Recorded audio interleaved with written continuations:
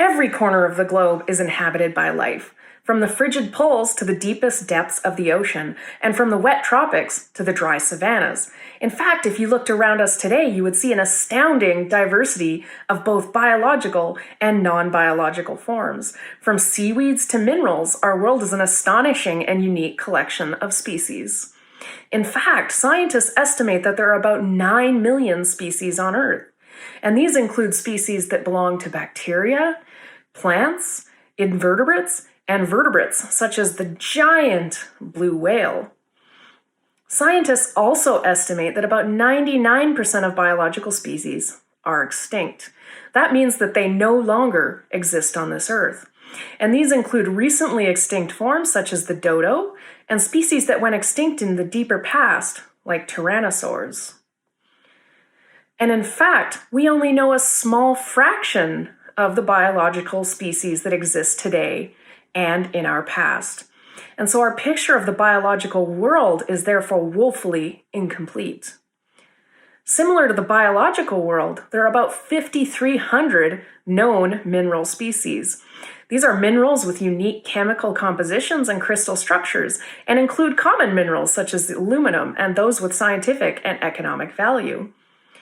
And like the biological world, scientists believe that the Earth has a unique mineral composition in the cosmos. They're estimated to be about 1,500 unknown mineral species with unique compositions on Earth waiting to be discovered. Why do humans need to discover new species? At the simplest level, humans identify and categorize things around them. This is the fact that spans global cultures from the European schemes to those of the indigenous peoples of the globe. Discovering and classifying organisms helps us to understand the patterns and processes of evolution. Which species share common ancestors? When and why did these new species appear? What factors have shaped the tree of life?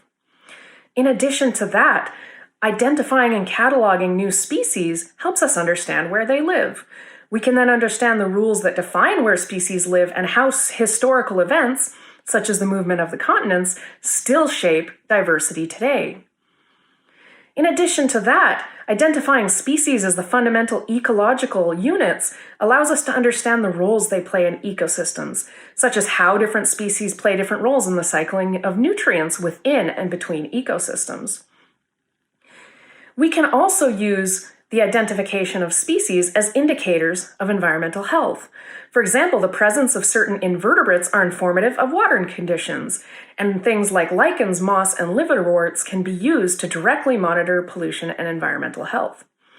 Similarly, discovering and describing mineral species helps us reach back in time to understand the formation and the evolution of the universe, as well as the makeup of terrestrial objects. Studying the characteristics of mineral species can help us to understand where they formed and the conditions that led to their formation, such as the heat and pressure that occurs deep beneath the Earth's surface. Well, where do natural history museums come into all of this? Natural history museums are archives of biological and mineral species that serve as scientific libraries of the world.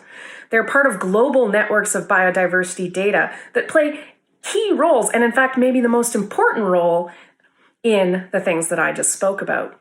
They house historical specimens that contain secrets about world past. They record rare species, and they are sources of irreplaceable morphological and genetic data.